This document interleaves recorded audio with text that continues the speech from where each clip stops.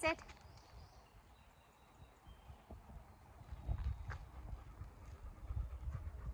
Good. Well done, Zadie. Heel.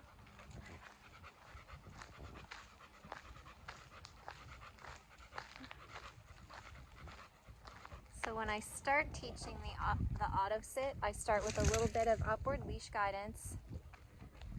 Try to do this without falling over. A little bit of downward guidance on the dog's bum. I usually use the back of my toes. Good.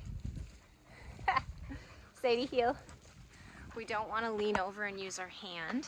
Number one, it's really awkward. Number two, it puts my face right in Zadie's face. And when we have a dog that bites, we never want to put our hands or our face near her face.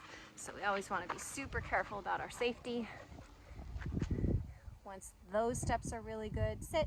I start overlaying the remote collar over top of the leash guidance and the downward bum guidance. Good. Heel. And then we practice that for lots and lots of reps. And then when that's really good, we phase out the leash guidance and the downward bum guidance, and we use just the remote collar guidance. Sit.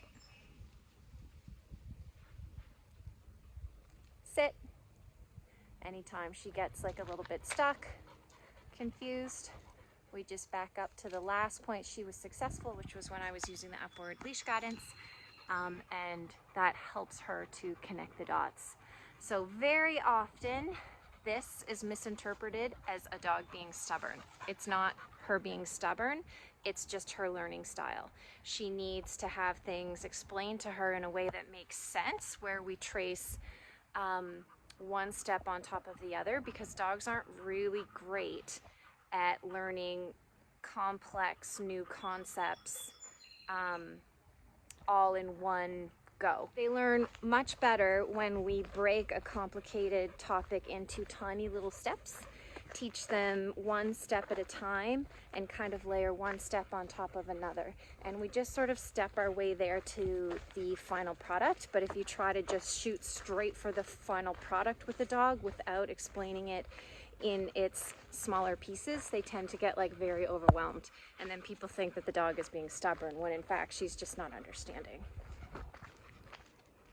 Zadie, sit. Sit.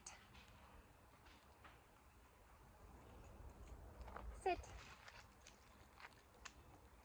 Good. Well done.